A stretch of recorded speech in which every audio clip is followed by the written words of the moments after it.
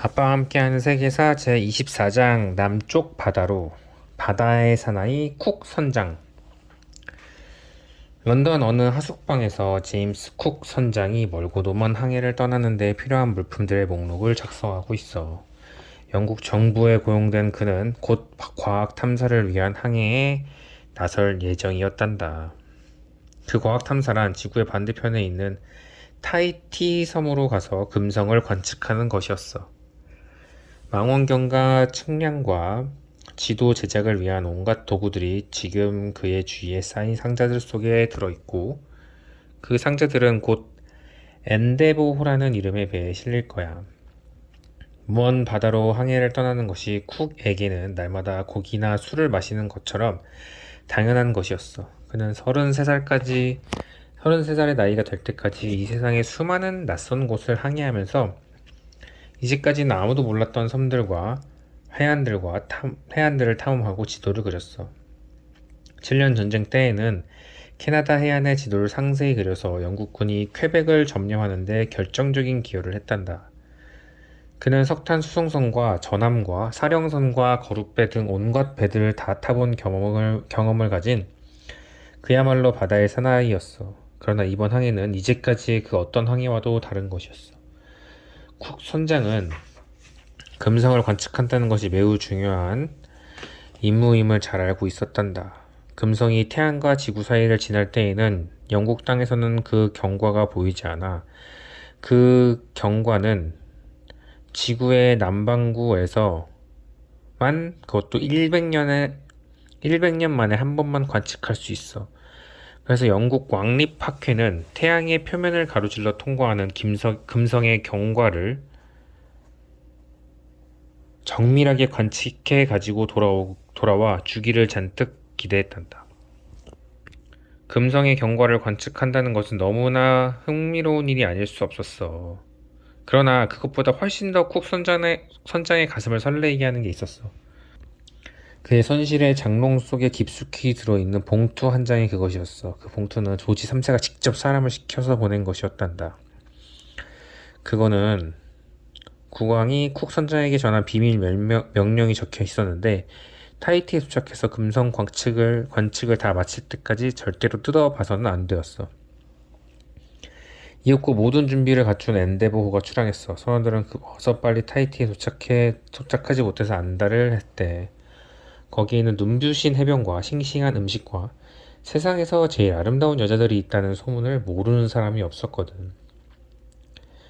8달 후에 엔데보호는 타히티의 눈부시게 하얀 백사장에 도착했어. 과연 타히티는 선원들이 상상했던 것보다 훨씬 더 아름다웠어. 원주민들이 꽃 먹거리를 걸어주고 온갖 과일과 코코넛을 대접했어. 선원들이 배를 수리하면서 푹 쉬는 동안에 쿡 선장은 어느 작은 언덕의 나무들을 잘라내고 관측소를 짓게 했어. 그리고 천문 관측 도구들을 버려놓고 때를 기다렸어. 2달 후에 그날이 왔단다.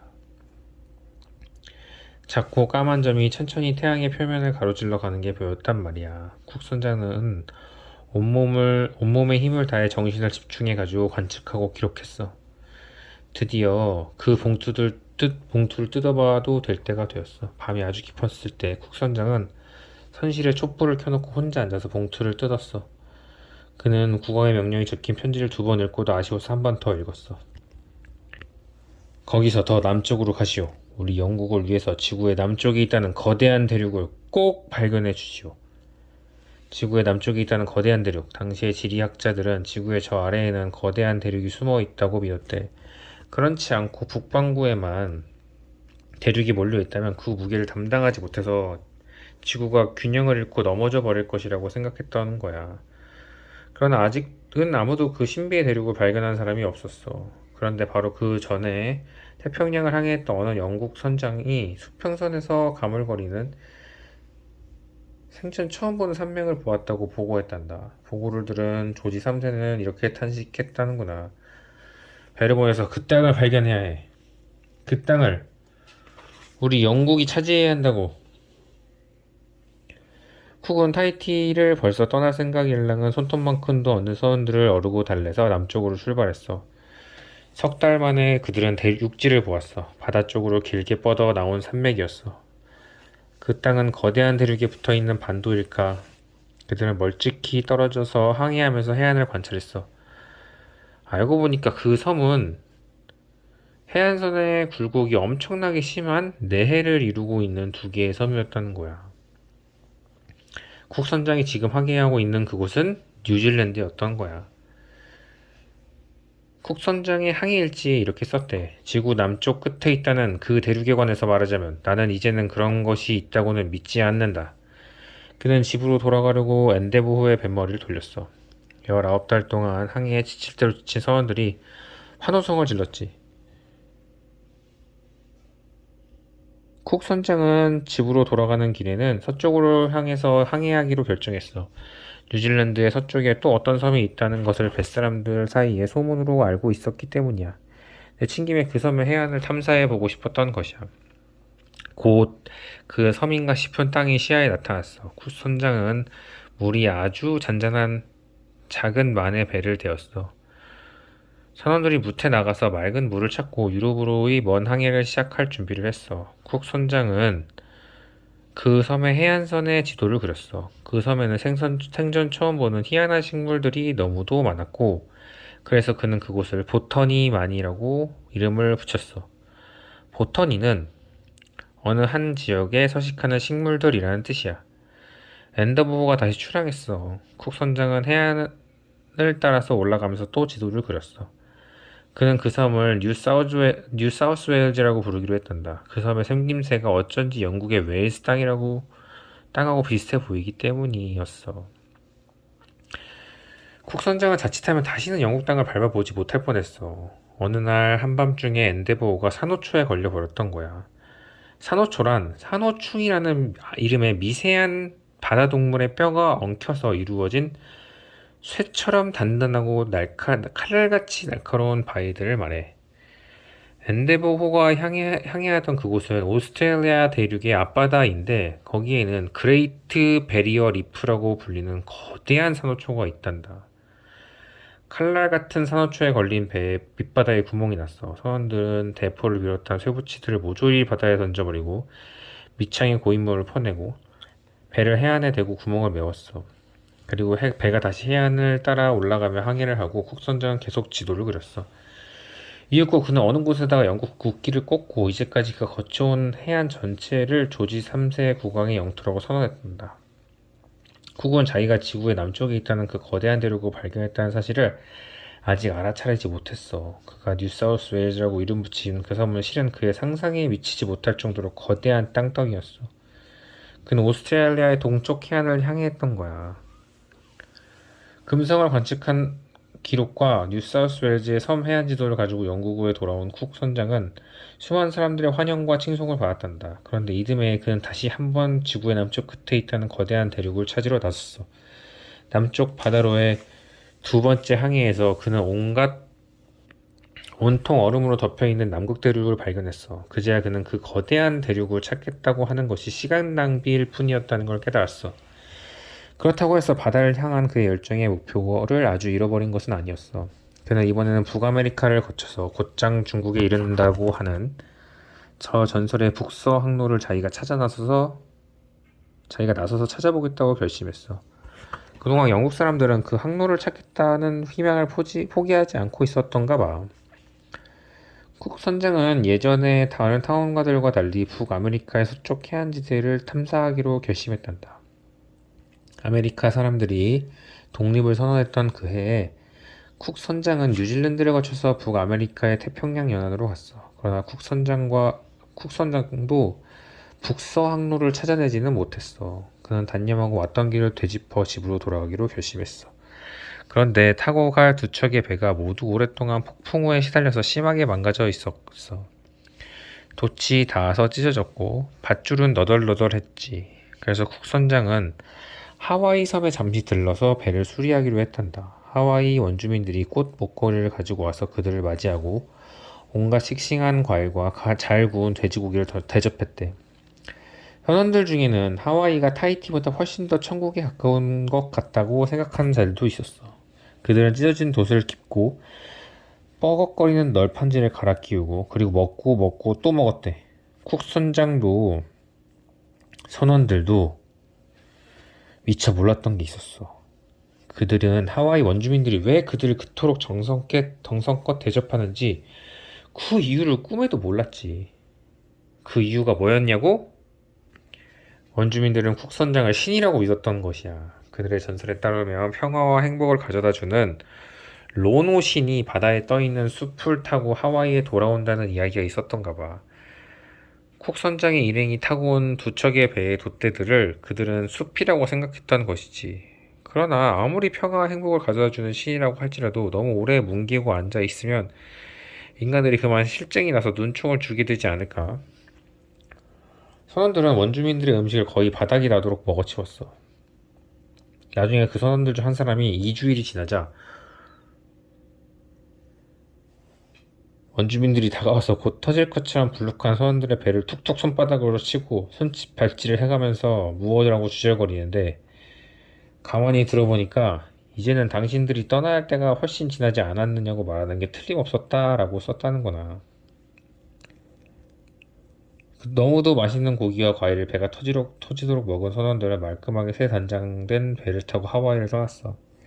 그런데 사흘째 되는 날 한밤중에 갑자기 폭풍이 몰아쳐서 쿡 선장이 탄 배의 돛대가 부러졌어. 쿡 선장은 다시 하와이로 돌아가서 배를 수리하기로 했어.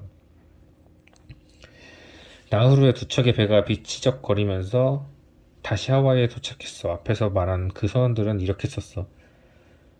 처음 도착했을 때와는 대접이 너무도 달라서 우리는 모두가 어안이 벙벙했다. 그들은 소리를 지르지도 않고 부산스럽게 굴지도 않았다. 주위가 온통 고요에 잠겼고 바다에 나갔다가 바쁜 듯이 들어오는 카누만이 이따금 눈에 띌 뿐이었다. 원주민들은 로노신과 그의 친구들인 다른 신들이 다시 돌아온 게 하나도 반갑지가 않았던 거야. 이게 뭐야?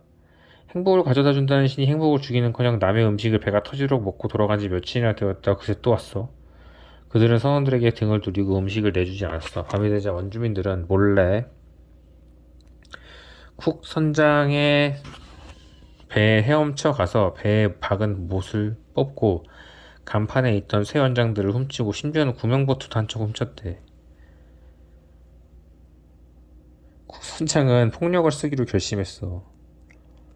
그는 10명의 부하들과 함께 보트를 타고 마을로 갔어. 추장을 납치해서 인질로 잡아놓고 훔쳐간 보트를 내놓으라고 협박할 작정이었던 거야. 그들은 가장 가까운 마을로 쳐들어가서 추장을 붙들고 자기들의 배로 가자고 올랐어. 추장이 선원들에게 떠밀려다시피 하면서 해변 쪽으로 걸어가기 시작했어. 원주민들이 떼를 지어서 모여 있었는데 젊은 사내들이 추장을 보고 소리쳤어. 그만 가세요. 그러면 안 돼요. 주저앉아 버리세요. 추장이 머뭇거렸어. 바로 그때 그만 일이 터져버렸단다. 젊은 사내 한 명이 튀어나와서 몽둥이로 쿡 선장의 머리를 내리쳤어. 그가 휘청거리더니 쓰러졌어.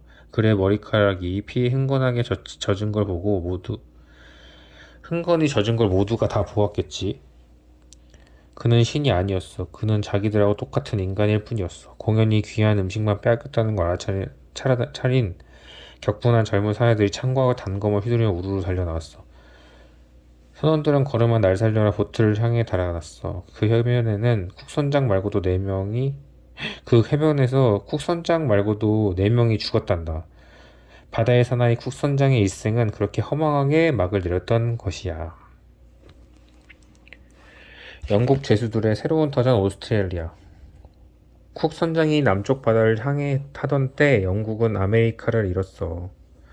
이제 영국은 아메리카 땅에 식민지가 하나도 없게 되었어. 그 좋은 아메리카 담배도 맛볼 수 없게 되었어. 무엇보다도 영국은 이제 죄수들을 보낼 곳이 없어져 버렸단다. 벌써 오래전부터 영국에서 감방이라고 부르는 곳마다 죄수들이 넘쳐날 지경이었어. 그래서 판사들은 절도범과 살인범과 사기꾼들을 아메리카 식민지로 보내 형기를 마칠 때까지 아무 농장에서나 일을 하게 했단다. 그러나 미국 사람들은 이제는 영국의 죄수들을 받아주지 않았어. 영국 정부는 고민이 이만저만이 아니었어. 그 많은 죄수들을 다 어디에 수용한다. 영국 정부는 너무 낡아서 쓸 수 없는 배들을 사서 강바닥에 고정시켜놓고 거기에 죄수들을 가두었어. 더럽고 축축하고 캄캄하고 쥐와 벌레들이 우글거렸겠지.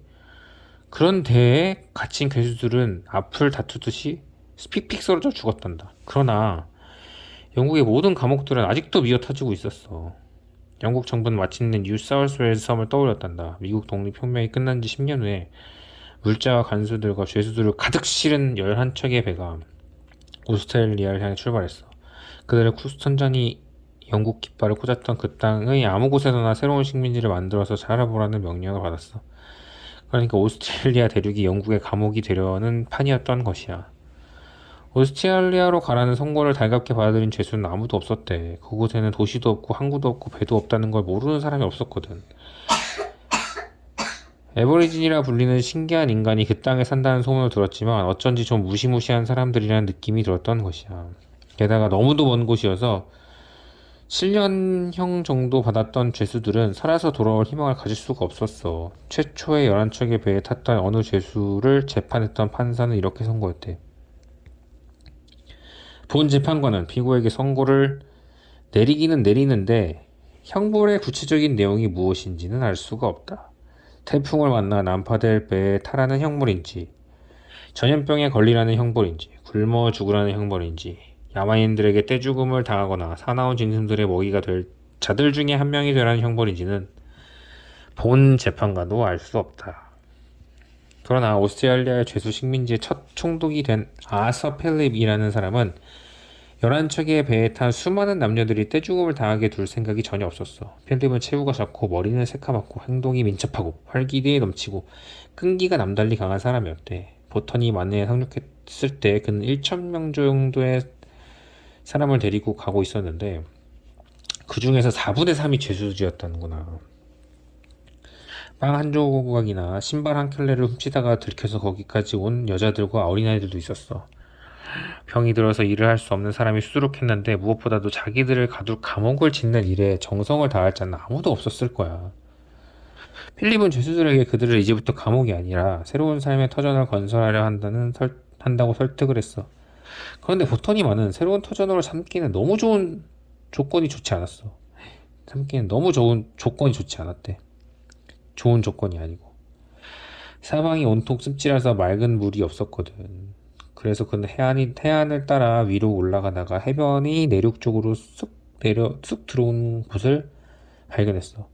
땅이 넓고 탁 트였고 맑은 물이 있는 곳이었어. 그는 영국의 정부의 어느 관리 이름을 떠올리고는 그곳을 시드니 코브라고 불렀어. 코브는 내륙 쪽으로 쏙 들어간 해안지대라는 뜻이야. 죄수들 중에서 거의 대다수가 가축을 기르거나 농사를 지어본 적이 한 번도 없는 도시 출신들이었대. 그들은 목재를 쓸 나무를 자를 수가 없었어. 영국에서 가지고 온 연장들이 오스트레일리아에서는 쓸모가 없었던 거야. 영국의 나무는 되게 결이 부드러워서 도끼로 내려치면 잘도 넘어갔는데 그곳의 나무들은 쇠처럼 단단해서 손바닥만 아팠어. 문제는 또 있었어. 간수들이 죄수들과 함께 노동을 하지 않으려고 했어. 그들은 그저 감시만 하고 이래야 저래야 명령만 내리려고 했어. 그래서 필립은 죄수들 중에서 여럿을 골라서 식민지 건설의 지도자들로 삼았어. 죄수들이 도로를 닦고 오두막을 지었으며 말이 없어서 몸으로 쟁기를 끌었다는구나. 엄청나게 열심히 노동을 했건만 그들은 곧 굶어 죽을 지경에 이르렀어. 거의 3년이 지나도록 영국으로부터 배 한 척이 오지 않았단다. 견디다 못한 필립은 사람들의 절반을 추려서 아득히 먼 어느 섬으로 보냈어. 거기서 물고기든 새든 뭐든지 잡아먹으면서 사는 데까지 살아보라는 것이었지. 거기서 남은 사람들에게 배급의 반을 줄였어. 그리고 남은 사람들에게 배급을 반으로 줄였어. 굶주리다 못해서 식량 창고에 몰래 손을 드는 죄수들이 나타나기 시작했어. 필립은 식량이 바닥날까 두려워서 모든 사람들을 지켜보는 앞에서 그자를 잔혹하게 매로 때렸단다. 어느 날 아득한 수평선 끝에 배가 나타났어. 죄수들과 식량을 가득 실어온 영국의 배였어. 시드니 식민지는 거의 전원이 굶어 죽기 직전에 구출되었던 것이야. 그런데 그 배는 필립에게 전하는 영국 정부의 명령을 가지고 오지 않았어. 그는 지금쯤은 집에 돌아가고 싶다는 생각을 조금은 하고 있었고 정부가 그것을 허락할 것이라고 생각하고 있었나 봐. 하지만 어쩌겠어. 필립은 더욱 단단히 마음을 먹고 눌러앉아서 죄수들을 실어오는 배들을 맞이하고 인도의 캘커타로 배를 보내서 식량을 실어오게 하고 아프리카로부터 여러 가지 과일나무와 덩굴 식물들을 수입하고 죄수들을 다독여서 열심히 일을 하게 했단다. 늘 굶주린 채로 중노동을 해야 했지만 죄수들 중에서는 그곳이 영국보다는 살기가 훨씬 낫다고 생각하는 사람들이 나타나기 시작했어. 영국에서는 손바닥만한 자기 땅 한번 가져볼 희망이 없는 거지 신세였지만 거기에서는 열심히만 하면 나중에 반드시 자기 땅을 가지게 해주겠다고 필립이 약속했거든. 죄수들 중에서 맨 처음 땅을 지급받은 제임스라는 사람은 16만 제곱미터, 5만 평이나 받았대. 시메온이라는 절도법은 시드니에서 15년 동안 산 후 자기 땅을 가진 부유한 상인이 되었대. 프랜시스라는 사기범은 시드니 최초의 건축가가 되어서 수십 채의 신식 건물을 설계했다는구나. 죄수들의 식민지가 서서히 생기를 띠기 시작했어. 죄수들이 보터니만에 도착한 지 4년 후에는 자유 이주민들이 오기 시작했어. 가난을 견디다 못한 수백 명의 남자들이 오스트리아에 가서 그 붉은 흙을 파먹는 게 낫겠다고 작정을 하고 몰려왔던 것이야. 형기를 마친 죄수들 중에서도 그곳에 눌러 앉아서 땅을 개간하며 살기로 작정한 사람들이 훨씬 더 많았단다. 내륙으로 더 들어가서 광활한 평원에서 양떼를 키운 사람들도 있었어.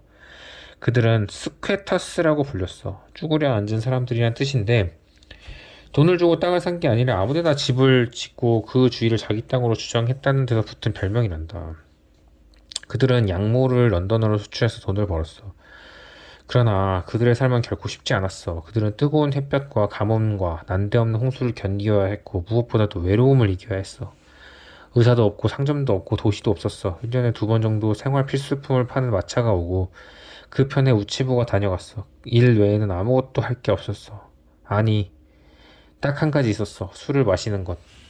그래서 오스트레일리아로 팔려가는 상품 중에서 럼이라는 독한 술이 제일 많았다는 거야. 결국 필립은 영국으로 돌아와도 좋다는 허락을 받았어. 그가 떠날 때 그동안 그가 이루어 놓은 그 식민지 인구는 4,221명이었는데 그 중에서 3,099명이 죄수였어. 그 후 80년 동안에 16만 명의 죄수들과 수많은 자유 이주민들이 그곳으로 갔어. 식민지는 5곳으로 늘어났어. 그러나 차오르는 곳이 있으면 기우는 곳이 있는 게 과연 세상의 이치인가? 영국인 이주민들의 삶이 조금씩 나아져 가는 동안에 원주민들은 오랫동안 살아왔던 터전에서 밀려나기 시작했어. 필립은 시드니의 죄수들에게 애보리진과 사이좋게 지내라고 명령했었어. 애보리진을 살해한 자는 반드시 교주고 수용에 처했다는구나. 그런데도 죄수들은 애보리진의 음식을 훔치고 연장을 훔쳤대. 또 내륙으로 들어간 사람들은 애보리진의 사냥터에서 양떼를 먹였어. 영국인들의 삶이 나아져 간 꼭 그만큼 애보리진의 처지는 쪼그라들었던 거야. 필립이 처음 보터니만에 내렸을 때 오스트레일리아 내륙에는 대략 30만 명의 애보리진이 살고 있었어. 그런데 대영 제국이 그 대륙 전체를 자기 영토라고 선언했던 무렵에는 그 수가 고작 8만 명도 되지 않았단다. 끝.